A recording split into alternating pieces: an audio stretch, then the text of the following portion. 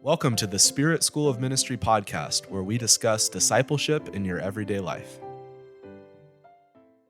Hey everyone, welcome back. I'm Pastor David here with Pastor Bob and Keturah again joining us, a special guest. Thanks for coming again, Keturah. Hey, I had so much fun the last time. All right, well, good. We all had fun. Today we're talking about something you guys know well. Parenting. Know well. I'm learning. I don't know anything really. So I'm here to learn as well from you guys because you have each raised 4 children. That's amazing. Everyone see those 4 fingers. The people No. Only one of us has raised 4 children. Okay. One of us is in the process. Oh, that's right. And I actually know one of his children, so A little bit. Yeah. We didn't say raised well, but raised 4. Raised 4. Listen, I want to go on record that the last time we did a podcast, you did not use any movie references. And so I was fairly offended by that. So I want to ask your forgiveness, and I want to ask you to do a podcast movie reference about this right now, just to get it out of the way so I don't add to my... About parenting? Yeah. When I grow up, I want to have 100 kids so I can have 100 friends, and no one can say no to being my friend. That's Office. It's not really a movie, but that's The Office. The Office? Yeah. Is that good enough? Amazing. Is that That's cover amazing. He can remember. why are these you things. the way you are? Yeah. I hate so much about the things you choose to be. Has anyone ever That's called something you a that you nerd? say to kids. That's something you say to little kids a lot, right? Like, why are you the way that you are? Okay, I this hate is our first so lesson much. of parenting. What not to say to your Yeah, children. exactly. We're going to help you here. Since Yeah. you're raising up 2 of my granddaughters. It's actually a podcast on raising the strong-willed Oh, yes. willed child. Strong-willed. Strong-willed child. Wilk child. Oh, Yes. Yeah, you guys have had a few strong-willed children. 4. Yeah. What about you? How many? no. Is there that many of them? My gosh. Yes, Well, 4. Yeah. Well, I wanted to do this was my idea Wait, because we call them leaders, though. oh yeah, so, we don't call them jerks. We call yeah, them leaders. They're leaders. Yes. Well, my hope for this podcast was just that I could pick up some lessons and maybe people listening could get some ideas of what to do, what not to do, maybe even what God would say to do, since this is a spiritual podcast. I don't know. You guys could throw it in. But I just wanted to kick off the discussion and maybe ask you guys, what's the best thing about being a parent? Start in the positive. I thought that would be a good place. Well, it's been too long for me, so I'm going to defer to Keturah, who's in the middle of parenting. In the middle of it. The best part of being a parent, well, for me right now, is my kids are great. Like, they're a lot of fun. I'm having a lot of fun with them. To see a part of you and your husband inside a person, that's cool. That's a lot of fun. So I think for me, just the sheer entertainment of parenting is great. There's never a dull moment in our house, ever. Yeah. That's true. Never, ever. Ever. Yeah. Anytime. Day or night. Sense. Yeah. Yeah, I would say the best part of being a parent for me is my children's spouses. Amen. Wouldn't you agree? Amen, Wouldn't yes. you 2 agree to that? I agree to that. Yeah. Right? Yeah. You see, and it is fun, the people you get to meet because of your children. And, but also on a serious note, seeing them grow up to, be responsible people and, love the Lord and try to walk with him at some point in time. And, and just knowing them as like good people in the earth that are trying to like do God's will. That's that's a very fulfilling thing as a parent. I mean, just it gives you satisfaction. Yeah. I mean, you can go, I'm proud of you. Yeah, but it's more like a satisfaction. It's like, oh yeah, that's a good thing. Yeah. They're doing well. Doesn't mean they're perfect, as you both would know firsthand, right? And thank God their lives are redeemed because of your lives. Yeah. But, I was telling Don last night, isn't it a weird idea that every time you have a kid, you bring an immortal life into the world? A life that will never end. Like that soul is going to live forever. It's a very meaningful thing. Like I thought about it and I was like, wow, I guess we should have kids. I guess it's a good idea. Like, I guess it's something that is a good thing to do because it does have that actual eternal weight to it. And it's amazing, like you said, how much like you're able to influence and form your kids. If you're you have relatively good intentions, that's a cool thing, and you can guide them, and it's such a meaningful thing. And there's a lot of people I think that can fill roles within the church. Like you'd be like, oh yeah, like I'm a pastor. Like, okay, well, someone could replace me as a pastor. Right. Oh, I'm a teacher. Somebody could probably teach better than me, or at least as well as me, right? Oh, I could do this. Well, someone could do that as well. But nobody can be my kid's dad except me. Nobody could be, hopefully, my wife's husband except me. And so these are these areas that you like, they're so important. I was just thinking about that it's such like an honor for God to like lease his kids to you. Like lend his kids to you. You do have to pay, so it's a lease. Trust you. Trust, yes. Yeah. Well, you do have to pay money, so it is kind of a. You don't? A lease. You pay every penny you have. Yeah. No, I think it's such a cool thing. If anybody's listening and thinking about having kids, there is an incredible meaning to it and worth to that. Yeah. Especially if they have a good mom. Yeah, that's essential. Like I think, I always say the species would be dead if there were only men. It'd just be biologically, yes. Well, biologically, yes, for sure. Yeah. Although we're not so sure nowadays. But that's a different story. That's another podcast someday. Yes.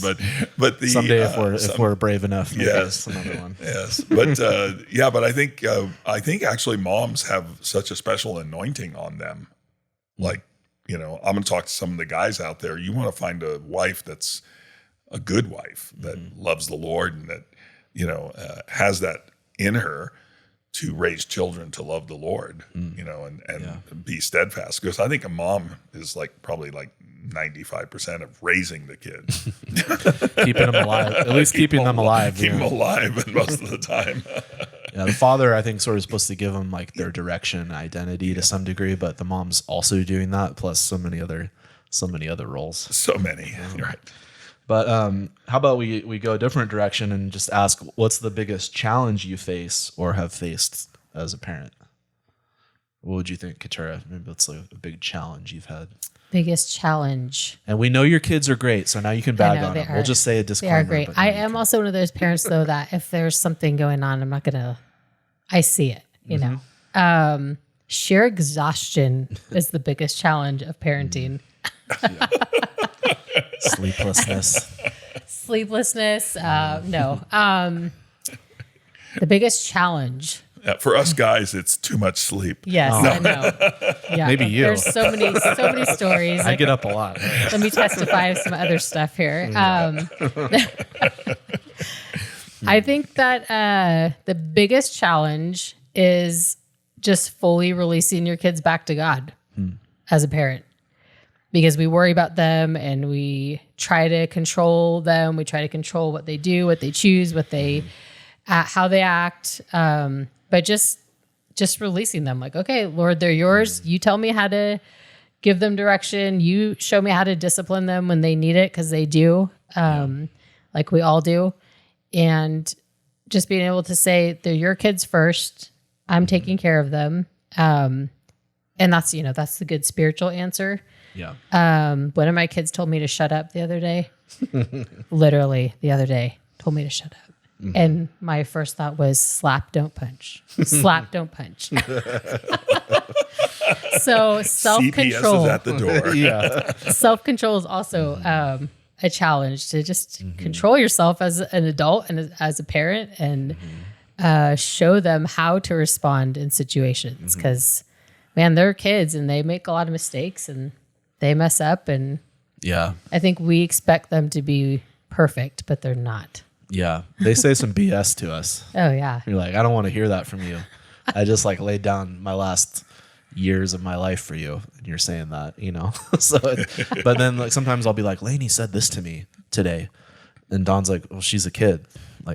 get over it. Like, yeah, that's true. She is a little kid. Like, She's a baby. I should have more perspective than that. But we get sucked into the moment, and like you said, it's tiring. And well, I think there's challenges that happen along the way that change with them, and that is, I think when they're younger, like Lainey and Avila, they're at that stage in their life, the parents are actually God to those kids. They provide everything, they do everything for them, they come to them for everything, and I think one of the challenges is as they grow up to get out of the way and let them see God, and experience Him themselves. Then of course, because they're going through their crazy years, then teenagers, which is like, I don't know what that is. It's like a mental thing. I think my theory is that they actually convert brain cells into hormones at that point. So they're brain dead. but then they're actually, and so none of you have experienced this yet, but then all of a sudden your children are gone. Like they're older and they leave, and it's a wonderful day. No, it's like, oh wait. Oh yeah, I was so sad. But but the reality of when they do, because that's what you're doing is you're maturing them, not to leave your life, because my children are all in my life still, which I'm thankful for, but they have to live their life. And how not to resist the effort that same person that you babied all along the way, that you were God to for all intent and purposes, and then you were their instructor, directing them, guiding them, but giving them, letting them flap their wings a little and figure it out and suffer the consequences of that. But all of a sudden, there's that next stage where they're your kid still, or your child, or your adult child, but you really can't try to influence them like you used to. It's not, you will influence them, I believe, if you have a relationship with them, but I believe there cannot be that overt trying to influence them or direct them. And that's a tough thing. I actually think, being the male chauvinist pig I am, that for a woman, it's much harder for that to happen because they care and nurture a child for so many years. Guys, a lot of us working out of the house, and yes, if you're a good father, you're praying with them, you're caring for their lives, you're loving on them, you're spending time with them. But there's a different kind of closeness with the mom, I believe, and that I think it's a little more struggle for a mom to just. Okay, now they're, like I said, you will each experience that sometime in the future, where now they're making a life of their own, and you've done everything, you've provided everything you can provide. Now it's their time to do what they must do before the Lord. Those stages are different. They're interesting. What advice would you give somebody that's in that state that you mentioned, that has older kids that have left the house and they're starting their own life? What's maybe some advice you'd give them? And it's the toughest thing, is to keep your hands off, where you don't try to influence everything they're doing, saying, how they're, things they're engaging in, just not, not being, like I said, an overt person. Right now, for many years now, because all of my children are now older, right? They've all been out of the house for, 15, 20, years, a long time. The relationship I have with them is I usually wait for them to come to me if they want some advice or some counsel. I don't go chasing them down. There are occasions where I will treat them just like I would treat any brother or sister in the Lord, and come and say, hey, a warning or whatever, or hey, I have this concern. But hey, Keturah's been our family for a long time, and you don't see me doing that very often, do you? It's never. I think probably 4 times you've come and brought some nugget of wisdom. Something, yes. Putting us back on the straight and narrow. Straight and narrow.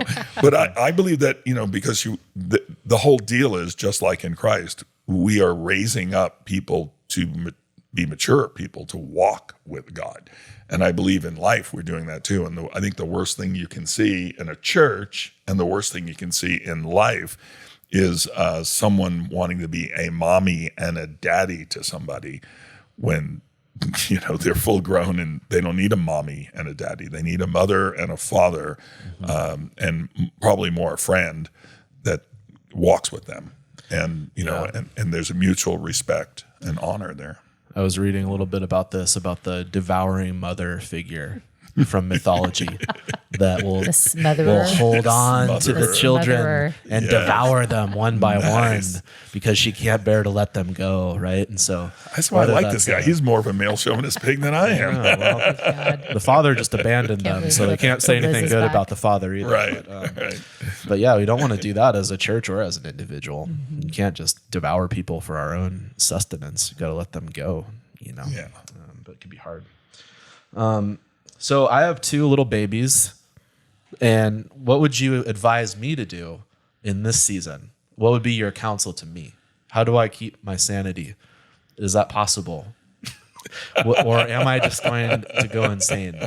Because I've actually asked people's advice on this before. Like, hey, what would you have a couple little kids, like they're little, they're crying all the time. What did you do? I've asked a couple of people that are Christians, how did you handle that season? And probably at least 3 or 4, I think 3 people I can think of specifically. They said, I don't know. I don't remember that. I went insane.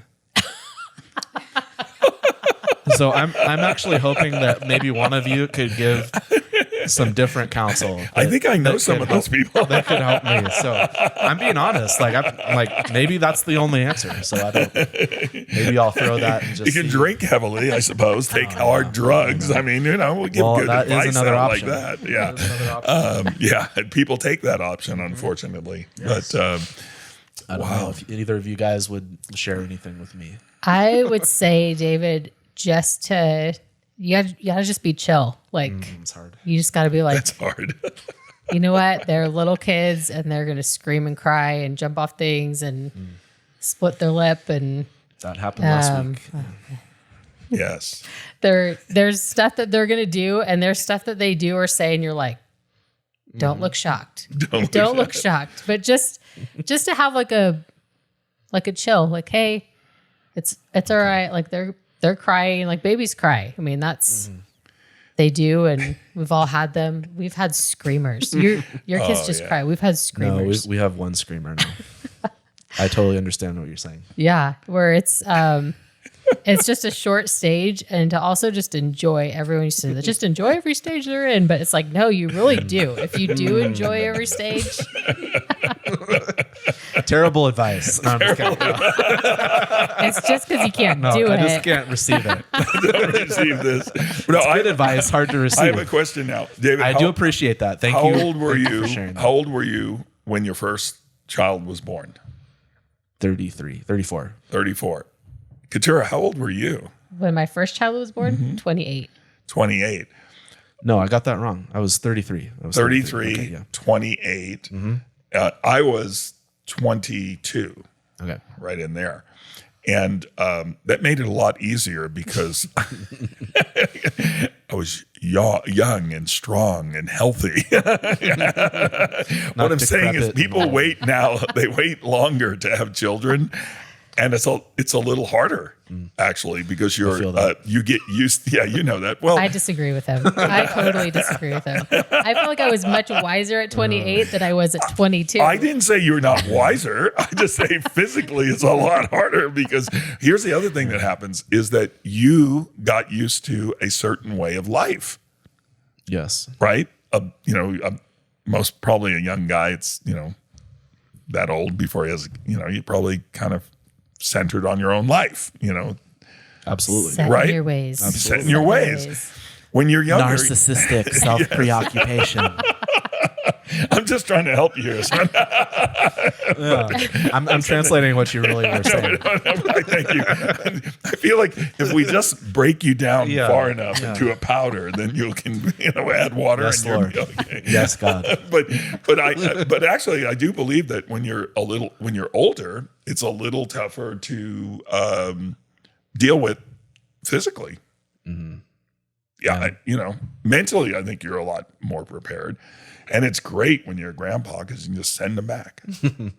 What's funny is when Keturah and Sham used to bring the kids over when we lived Here we go. Here we go. Would you like me to say what he's going to say now? Just do it for me.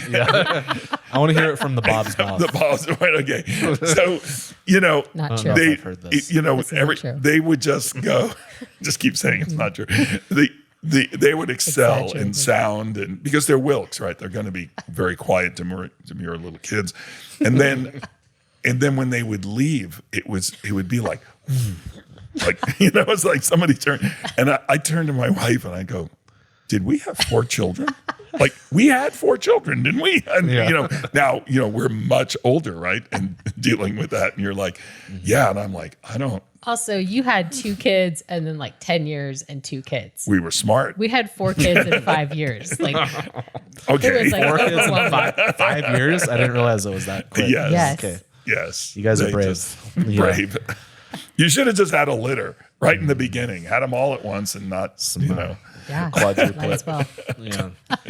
Well, that's good. I will try to chill. Chilling is hard for me, Try but to I will chill. try to. There's probably some more. Also, remember, there's nothing that your kids can do that will not outdo what our chaos was.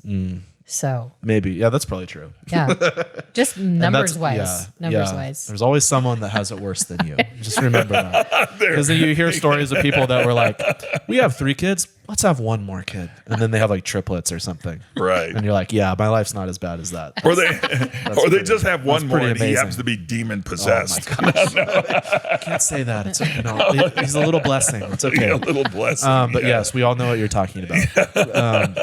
All right. Well, we do appreciate that. So how would you comfort, or would you? How would you comfort a parent who feels like they are failing? They're like, man, I'm just failing as a parent.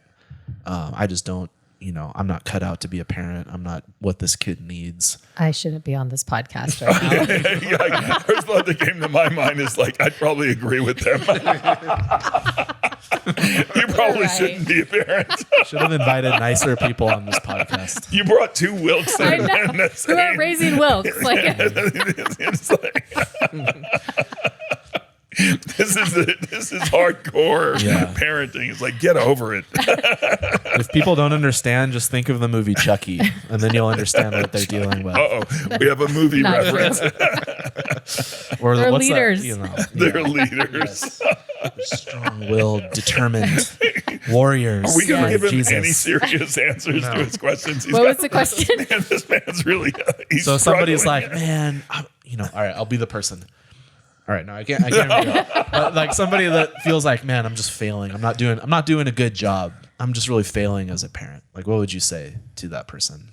I would tell them, first of all, to quit saying I'm. Like, that's probably the issue, is that you're looking at yourself instead of how you can raise this kid or how this kid needs you. Nice. That would be my advice. And so you would, and then how would they go about changing their view on that? When you're a parent, you don't lose your identity, but there is an element of selflessness that you have to have if you're going to raise children correctly, because you are entrusted with them. So you're stewarding them.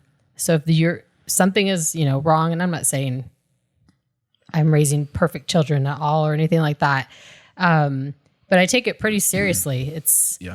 These kids are my responsibility. And so I'm going to take care of them. And if there's something that, I'm failing at it. So I have to look at myself first. Yeah, exactly. Awesome. Did you add anything to that, Pastor Bob, Father Bob? Things. It could be they are failing. Like I'm like answering my own question. It's like if you're like, oh, I'm just failing. Like all I do is play video games, and I should be spending time with my kids, and I'm doing, I'm a workaholic, and I'm doing this and that. I'm like, yeah, you're failing. You need to repent from that, because, like you said, your kids are more important than that. Like the life you had before is over. Like that's over. You chose to die, like when you chose to give your life to your kids. And I often say in messages, like God gave his own heart because his son was his heart. And like, I think when you have kids, to me, that's also one of the best things about being a parent was like, I felt like my heart grew, like I actually, I think any parent would say this, like, you care about your kids more than your own life. But if you're like, man, I'm just bad at this, I care about myself way more than my kid. Yeah, that's a problem. Like, you should, get counsel it should be loving counsel, but you should figure out how to get a hold of that. You probably have some sort of an addiction that's like controlling your mind if you can't put your kid first, if you're physically unable to do that. Yeah. But that's one side of it. But then I also think there's a person that's just really hard on themselves and maybe a perfectionist, that they think like, because my kid misbehaves or something, that means I'm a failure. So, right. Well, I think, David, that you actually, when you become a parent and you actually engage it, you're going to learn things about human nature, people, and yourself that you never would have found out any other way. I don't care. I don't care who you are, what you think I don't care what books you read, because you can read, the 5, what to expect. What to expect at 4.3 years of age. I love those things. They're great. Well, their brain is developing and it's here at this point. It's like, all that's true. How to raise the non-anxious child. Yes. I don't know. That's probably a book that's out there. So I don't want to insult. It's okay somebody. if you make fun of it. I sounded wrote the like book. a pop I did book, not expect this. I didn't expect this. That's your book. Yeah. It's called Really? And Get Over It. Called Really? And Get Over It. But yeah, I sorry, seriously, go ahead. but I believe that you'll learn things that you had a blind spot you would have never seen, you would have never understood, you would have never had to look at yourself in that, under that scrutiny, if you will. Like, oh, so I'm tired, I'm upset, and this kid is crying uncontrollably, and I have and I can't just talk sense to it. It's right now. And now you're dealing with, so what piece of God that passes all understanding? What does that mean?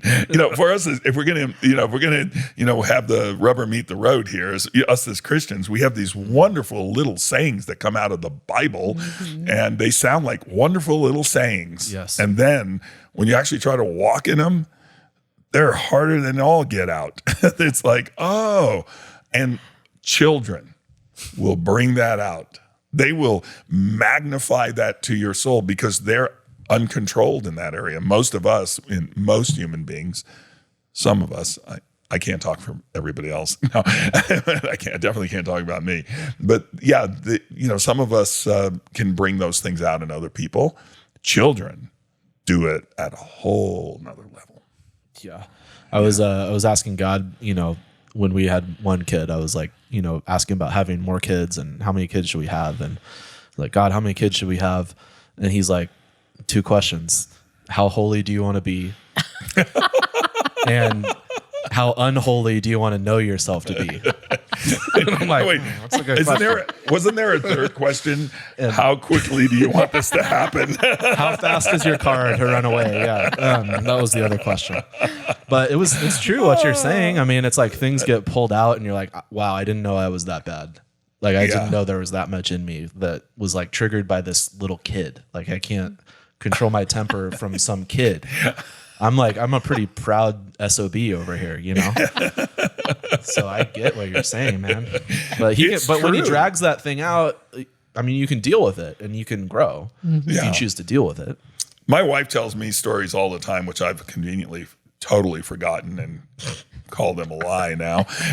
But, of our children going up and Bob throwing chair across the room. Like, no! So I've overcome the world. Bob Wilk became Bob Knight. Yes, Bob Knight. Exactly that. And you just do that and you're like, wow, that just came out of me. Wow, that's amazing, And God's like, It's like, it's a bad realization. He says, it's like, you really had that really well covered up with your religion. There you go. Oh. Yes. There it is. Yes. There it is. That's the tweetable line of the. Yeah, your religion doesn't really last with people just pressuring you 24/7. You ever had an experience with that? losing my Composure. for sure. Yes. When was the last time I just completely went off the rails? We were leaving for a 12-hour drive to Arizona, and we weren't even out of the driveway, and I had to pull a kid out of the car. You left him with the grandparents. And did That what was with a them? thought. That was a thought. My wife tells a story about your husband. Who's Man. Okay, here's get out of the another car. some more advice for you. Yes, okay. People really should ask the parents how the child was, how their Yes. spouse was as a child.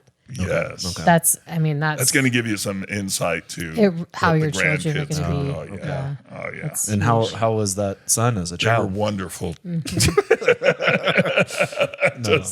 Let's all say our least favorite kid. No, I'm just kidding. Let's not. That's just a joke. Let's Wait a not do minute. that. Do any of our children listen to these podcasts? Because then I can be No. really truthful. Yeah.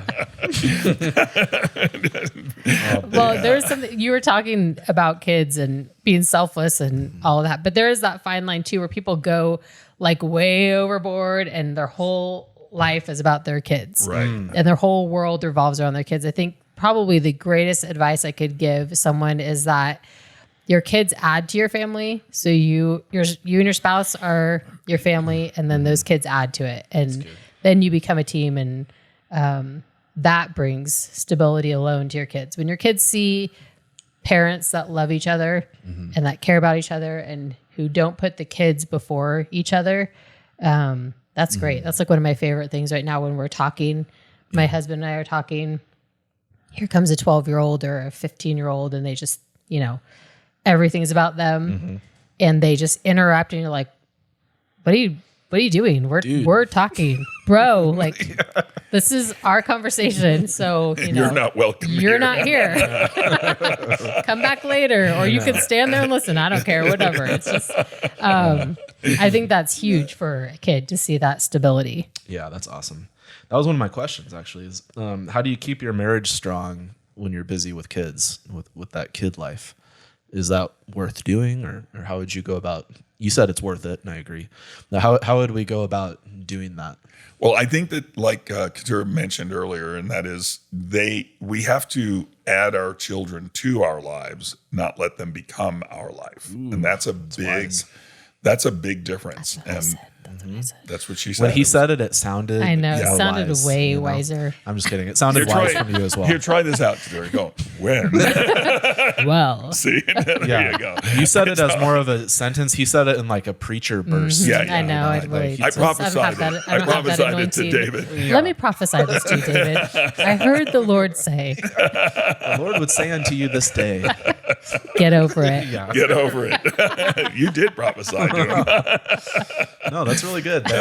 It's good what Keturah said, that you add your kids to your life. You don't make your kids your life. Yes. That's powerful. You needed to hear it. Twice. Twice. Okay. Well, actually, I think someone out there listening probably needs to hear that because I think it's probably one of the biggest pitfalls that parents run into because a child can become an idol very easily. Matter of fact, I would say that most do at some point in time.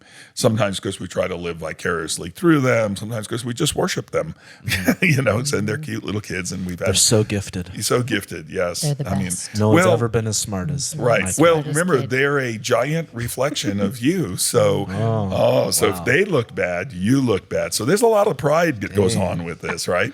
And you know what's so great? Father in heaven, he's like, these yayas down there, they're my kids. They're actually reflecting me. They're reflecting me, and I'm going to work it over with them. I will conform them to my image. They're going to definitely get transformed in the process. But I had to show them a good son. Yeah. This is Exactly. a good son. There was one. There was. But I think letting children know along the way that what you said you meant is so important, because I believe that that's another thing. When you idolize a child, then you're either afraid to tell them what they need to hear, or when you tell them something that they're supposed to do, like, I'm having a conversation here, shut up. Are we allowed to say, is that? Shush. Is that grounds for like getting Shush. arrested? Shush. Shut your mouth. Shut your mouth. Or how about, Johnny, go pick up the clothes. Johnny, go pick up the clothes. Johnny, you must pick up the clothes. Oh, the heck with it. I'll pick it up for you. It's like, so there's a lot of things that happen. And I think our Father in heaven, he shows us a better way. He means what he says. He means what he says, and there's consequences with what he says. Yeah. And if we're foolish enough not to live that with our children, then they get a lot over on us, because they are like we are in God when we're immature. We're selfish, self-motivated. The best we can expect of ourselves is an enlightened self-interest. Like, what matters to me, right? I mean, that is a child, and they become like masters of it by the time they're teenagers. Like, the whole world revolves around them. Like, nothing else matters. And so I think helping to train them to realize that what you say you meant. Yeah. And to do what you said, I think it helps them later with God a little bit, because if they're used to, like, if I just whine enough or not pay attention enough, I'll get away with what I want to get away with. That's not going to work in life. That's not going to work with God, number one, and it's not going to work in life. And we see a lot of people now, I use this word very loosely, growing up into people who are totally immature. And they, when they should be like men and women, like, let's eliminate the religious side of just men and women in life, taking care of life and business and caring for things and other people, stuff that they're even paid for. They don't do it. Yeah. They don't do it. And you're just like, okay, where'd that all come from? It's just a level of immaturity. Anyway, I went off on a... No, that's great. It kind of goes with another thought of how to disciple your kids. And I wanted to get your guys' thoughts on that. Like, it can be the spiritual side of discipling, but it could also be the practical element that you mentioned. What would you feel are essential things in training your kids? Does anything come to mind for you? I think teaching them how to have a good work ethic is huge. They need to be able to know how to work, and that everything is not instant. Like, I think people in general just don't have the ability to wait on anything anymore. And when you were just talking about their faith, we're messing up people's faith right now by just giving them whatever they want when they want it. Yeah. There's no more waiting on anything. There's going to be people who will not, Christians who will not wait on the Lord in the very near future, if not already here now, and not getting your way. But if the Lord doesn't answer your prayer the way that he wants you, that you want him to, are you still going to have faith in him? Are you still going to trust him? Work ethic is huge. Being kind. I mean, just teaching someone how to be kind. That's very important. How to treat each other, how to talk to someone. We've always talked to our kids like they were just people. We never talked to them like they were babies. And I feel like they really can converse well with adults. I would bear witness to that. They're very good conversationalists. So they like to talk. That's true. Well, Roman, not as much, but when you get him going, he's good. Yeah, he's getting going here. He's great. He's a cool guy. You have to come up to I really like Roman. I really like Roman a lot. He's a cool guy. What about you, Bob? Anything on essentials in training your kids? Well, definitely. They need to learn they don't always get everything they want when they want it, period. Yeah. And in parallel to that, they should believe for the best. Like, if you just drum into a kid, you don't get everything you want every time you want it and leave it there. It's kind of a defeatist down, whereas our God is like, hey, look, you can be like my son, Jesus, and I've given you everything that pertains to life and godliness. I'm calling you to a high place in me. And I've given you my Holy Spirit to help you with this. So I think that balance of you don't get everything you want when you want it. So it's not instant and then you throw a tantrum if you don't get it. But you need to set your sights on doing great, being great in God. And I don't mean being great just so that you look good and you feed your pride and all that. Yeah, there's some of that's going to come along. You have to deal with that, and God peels the onion later, right? one thing at a time. But they need to be able to shoot for the Lord's the most God has for them, and believe in faith that's who I am, who they are in Christ. And I think that those two really help balance a child when you're bringing him up. Like I said, I used to always tell Sham he could fly. I told him from when he's little, I said, you can fly. Trust me on this. You will be able to fly someday. But I think you have to believe, and in God, like of what that's the key right there. Right, of what you're capable of in Him. Him. Him through you. That's huge. Yeah. I think another thing on the spiritual side is, like Bob said earlier, that when kids are young, you're God to them. You take care of them. You take care of all their needs. You provide for them. As our kids are getting older, like my goal right now is for them to become less dependent on me and more dependent on God. Yeah. For me just to kind of fade into the background, and for them to have, Christ and the leading of the Holy Spirit as they become adults and people. And that would be my prayer for them. That would be what I would want for them more than anything. Amen. Awesome. Yeah. I mean, I think just starting small with little kids, I think just speaking to them about God as someone that they can talk to. And just, I asked my daughter, like, what did you hear God say? Or, like, is there anything you want to say to God? Like, oh, he'll be sad because he wants you to talk to him, and just like get her to pray and, oh, okay, God wants to hear from me, and get her to pray and worship, and, bringing her to church. I think that's like something that you have to decide as a family, like, is church a priority? Like, are we going to bring our kids there? And even when they don't feel like it, are we bringing them to fellowship, in some sense? But I always like to speak to just like let them know unconditional love, and I'll say like, I love you no matter what. And I choose the words carefully because I don't want to say it doesn't matter what you do, I'll always love you, because it does matter what they do. It definitely matters, but no matter what. She's definitely picked up on that. Yeah, and they'll say that. She says that to me. And they'll say it. It's so great. You're like, oh, thank God. Makes her feel really good. But I want them to know that they're secure and they can trust us, so they can come to us. But like you said, they're not going to get everything that they want. But even if they made a mistake, or they they sinned even, or they're being horrible, I still love them. I still have love for them. Yeah. So I think like that's something in discipleship that's key, is just to teach them how to think about God as Father and His love, because that's the best foundation that you can have as a kid. Well, also, David, I think sometimes we underestimate kids, or we just kind of poo-poo what they're saying or doing. I actually believe a lot of them are actually hearing from the Lord at a very young age. Yes. And I actually believe they see things in the Spirit at a very young age. Sometimes God Spirit things, sometimes not God Spirit things, unfortunately.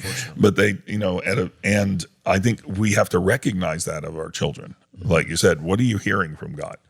What's He saying to you now? And not just be, just brush it aside. Yeah. Just hear them, because not if, when God is actually speaking to them, they need to become acquainted with His voice, and that's training up a child. That's how you train up a child. It's not just, they're not going, jumping through hoops. They're actually, you're training them to hear God, because that's the only thing that will sustain them in the long run, and hear Him in His Word. And, and also at a very young age, not to be afraid of the Spirit of God, that who He actually is, and that He's a friend just like Jesus, and He's not some weird mystical thing that you're, like He's God. Yeah. He's great, and He came here to, help us and guide us and talk with us and tell us about Jesus and tell us about the Father and tell us about things that are wondrous in the world and in the universe. Like, kids they hear from God, and we must become familiar with that when we hear it, and not just ignore it like, oh, that's nice, sweetie. Right. Yeah, that's not a good. I believe, like I say, if you're training up a child or bringing up a child, that's a pretty important aspect. Yeah, I think it's important that they see, for me, like that my faith is real and personal to me, and have times where they'll catch me worshiping, or like I'll sing in the car with them, or if they come out from bed early, like hopefully they'll see me meeting with God, or they'll catch me at other times reading the Bible, not just like times that I have to be at church or I have to do some ministry. Because as people that are in ministry too, like I think the danger is that your kids think that God is the same as ministry, or God is the same as church, or the same as religion. But I want my kids to see that I'm in love with God, just for God.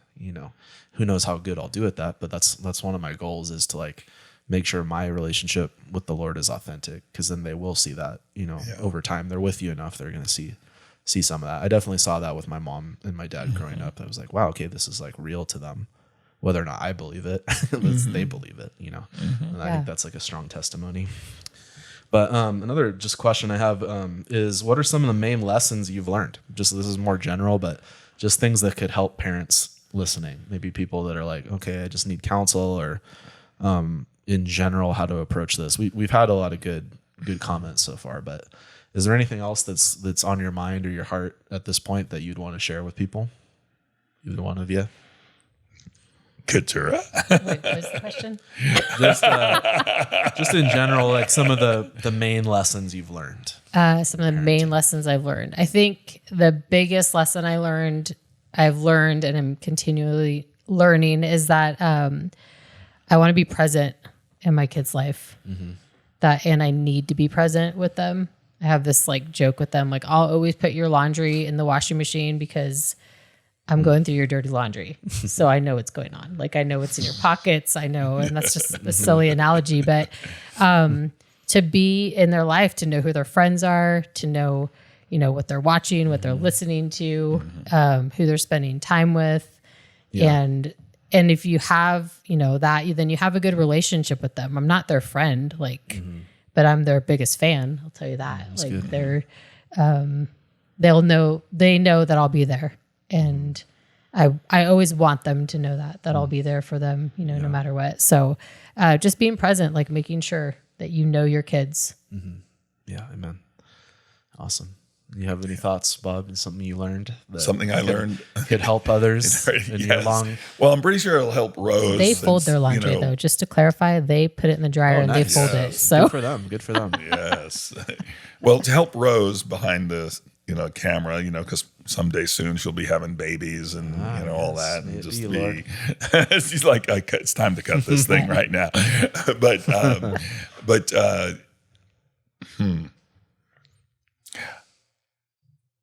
I think that it's really important, or the most important thing I've probably learned about kids is that they're not perfect, and neither am I. And yes. And God is, and He does help us through.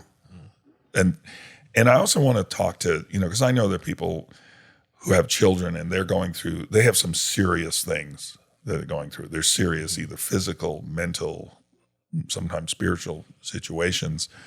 And, I just want to, speak just a hope to you that there's a God in heaven that cares for you and your children. And one thing I've learned along the way, and am still in the process of learning, is that there's actually still a God in heaven, and He's still operating in my kids' lives in amazing ways. Just amazing. I mean, it's sometimes shocking ways, but it's amazing. And He doesn't give up on people. And yes, when you're in the throes of babies and they're just screaming, you don't know what's going on, you're like, oh. And then they're teenagers and they're just like, they lost their mind, and you're like, oh. But or then they're adults and they continue to lose their mind. And you're like, wow, does this ever end? But the reality is that God's a faithful God. He is faithful. He's a faithful Father. Yeah. And if you, I think what the important thing I've learned in that process is if I can emulate Him as best as I can. It's not perfect, but in situations. And when I fail, to be able to ask forgiveness and emulate him again, not pull back and go, well, I failed. Because I believe there's actually people out there who believe they failed with their kids. And I know the Lord's speaking to you now that, you've taken that on yourself and it's become like a condemnation on your life. And that's not where it needs to end. It's not why God, is in this with you. It's not why this thing has happened on your life. And especially, like I said, someone going through something maybe very hard physically with the child, or maybe even lost a child in the process and feels responsible in some way, that God's capable of healing your heart and of putting something in your life that he actually used those children to bring to your life and instill in your life in that process. Yeah, there's not any waste with God. And like we said at the beginning, every child's an immortal soul. And those that have lost children, they are with the Lord. And you're going to be reunited with them. And your heart did expand with love for them. And that love is true. That love is not taken from you. And that love can be shared with others. And there's others that need your love and your care and your spiritual parenting and your fostering and your adopting and whatever else you can do. And that love is real and everlasting. So just to confirm you in that. So thank you for joining us. And take care of those little rascals. Don't let them mess with you too bad. See you next time. Thank you for joining us. Be sure to subscribe to get the latest episode. And for more information, visit spiritschoolofministry.com.